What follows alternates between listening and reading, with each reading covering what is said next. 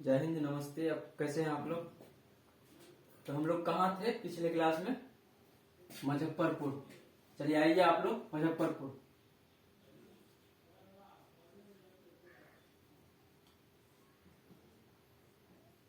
मुजफ्फरपुर, ठीक ना? तो मुजफ्फरपुर का स्थापना, इन जिला का स्थापना हुआ था 1875 ईस्वी में, ठीक है ना? तो यहाँ का सबसे पहले शासक जो था न्यूपाल, ठीक ना? न्यूपा देव बोला जाता है। न्यूपा देव यहाँ का पहली शासक था, जो कि 647 ईस्वी में ये प्राचीन काल का राजा शासक था यहाँ, ठीक ना?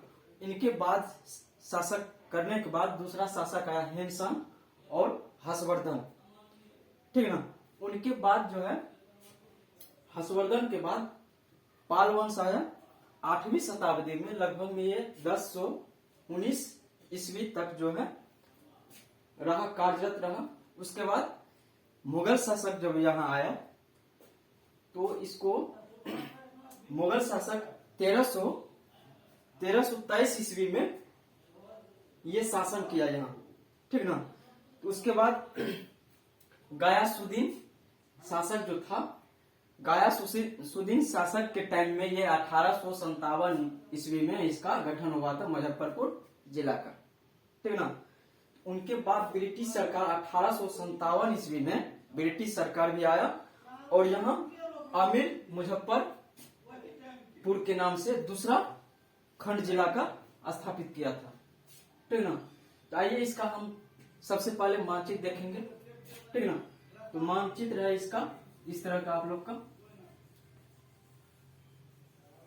यह है आपका मुजफ्फरपुर। ये 84 डिग्री है, ये 85 डिग्री, 85 डिग्री हो जाएगा पश्चिमी, पूर्वी हो जाएगा 84 और दक्षिण अक्षांश हो जाएगा आपको 25 डिग्री और उत्तरी अक्षांश हो जाएगा आपको 26 डिग्री, ठीक ना? यहाँ जैसे दक्षिण से उत्तर की ओर चलेंगे तो आपको 570 किलोमीटर पड़ेगा। ये NH आपको पड़ेगा, आपको 27 NH 27 पड़ेगा, जो कि आपको असम से लेकर के, ठीक ना, लखनऊ से लेकर के बरौनी तक ये 570 किलोमीटर ये NH 227 गुजरती है, ठीक ना? और 27 किलोमीटर जो है पूरब से पश्चिम की, ये आपको जो है ये आपको ले जाएगा गुजरात, राजस्थान, उत्तरांचल बिहार, उत्तर प्रदेश, मध्य प्रदेश होकर के ये असम की ओर गुजरती है। ये NH आपको 27, ठीक ना? तो हम इससे पहले किसका यानी कि चर्चा कर रहे थे? NH 27 का ही कर रहे थे। इसमें NH गुजरती है 77, 28, क्लियर हुआ? तो इसका क्षेत्रफल पड़ती है, मुजफ्फरपुर जिला का क्षेत्रफल आपको जो है 2173 किलोमीटर स्क्वायर पड़ती है। 3122 किलोमीटर इसका वन क्षेत्र है, ठीक ना? और यहाँ जनसंख्या आबादी जो है 48 लाख 01062 जो है यहाँ की जनसंख्या है। तो इन घनी जनसंख्या में मैथिली, भोजपुरी और हिंदी भाषा और वांजिका भाषा बोले जाते हैं यहाँ, क्लियर हो गया? यहाँ आपको जनसंख्या घनत्व हो जाएगा 1500, ठीक ना? लिंगानुपात 900 हो जाएगा, ठीक ना? उनके बाद यहाँ आपको पुलिस स्टेशन की संख्या 8 है। 8 पुलिस स्टेशन है जो अपना सुरक्षा दे रहा है इस जिला को, ठीक ना? यहाँ पढ़े लिखे नागरिक जो है 65% है, ठीक ना? यहाँ 385 जो है ग्राम पंचायत है। गांव यहाँ 1811 गांव पड़ते हैं, ठीक ना? क्लियर हो गया? इसका पड़ोसी जिला देखना आप लोग को वैशाली पड़ेगा, ठीक ना? वैशाली के बाद शिवहर, दरभंगा के बाद पूर्वी चंपारण, उसके बाद समस्तीपुर पड़ता है इसका पड़ोसी जिला।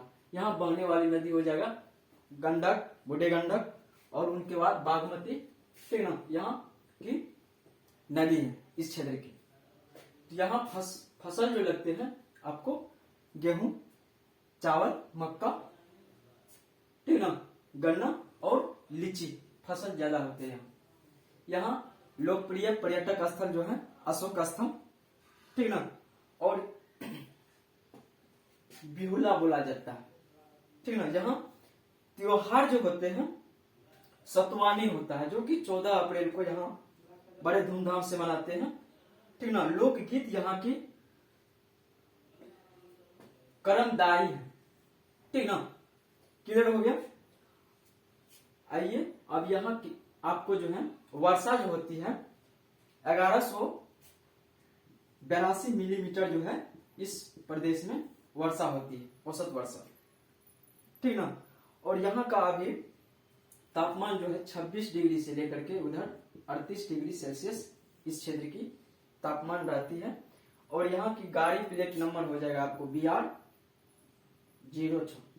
BR06, ठीक ना।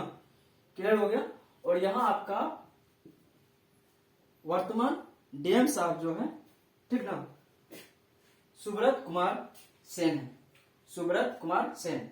एसपी यहाँ का विवेक कुमार, ठीक ना। आईजी यहाँ का सुनील कुमार। उसके बाद जो है डीएसपी जो है यहाँ का राम नरेश पासवान है, ठीक ना। इस जिले की डीएसपी जो है नाम नरेश पासवान। क्लियर हो गया। और यहाँ आपको पड़ती है अनुमंडल 2 और प्रखंड की संख्या पड़ती है 16, जो आप लोग बारीक बारीक से एक बार जो है देख लीजिए। और आई है बांद्रा, ठीक ना। उसके बाद मीनापुर, मोनीपुर, मुरगो, मुसहरी, ठीक ना। उसके बाद साहेबगंज है, साकरा है, सरैया है, ठीक ना। क्लियर हो गया। तो आप लोग का इसका राजधानी बिहार का ये 38 जिला में से एक भूमिका मुजफ्फरपुर भी निभा रहा है, जो कि इसका राजधानी, ठीक ना। इसका बिहार, ये जिला जो है आपका बिहार का है, इसका राजधानी आपको पटना पड़ेगा, ठीक ना। मुख्यालय हो गया आपको मुजफ्फरपुर। क्लियर हो गया।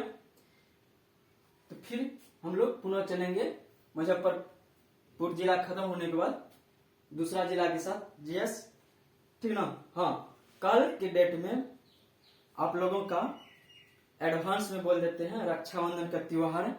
आप सब मिलके, ठीक ना, अपना रक्षाबंधन सभी छात्राएं अपने भाइयों के साथ, ठीक ना। और जितने भी सैनिक हैं पूरे इंडिया में, जितने भी सैनिक हैं, सब सैनिकों जहां तक आप लोग पहुंच पाते हैं अपने क्षेत्र में, सभी थाने प्रभारी को, ठीक ना, राखी बांध सकते हो। क्योंकि पूरे यानी कि इंडिया का जो है ये रक्षाबंधन त्योहार है, केवल सैनिकों के लिए ही त्योहार पहले मनाया जाता था, ठीक ना। तो सभी क्या है, सैनिक क्या है, सभी हनुमान है, ठीक ना। और बड़े अधिकारी जो हैं आपका घर में, बड़े भाई जो हैं वो क्या है, राम है, ठीक ना। और मदर टेरेसा के रोल में जो भी भूमिका निभा रहे हैं सभी अस्पताल में नर्स, ठीक ना, वो भी अपना डॉक्टर को, और डॉक्टर के साथ साथ मरीज को भी आप राखी बांधिए।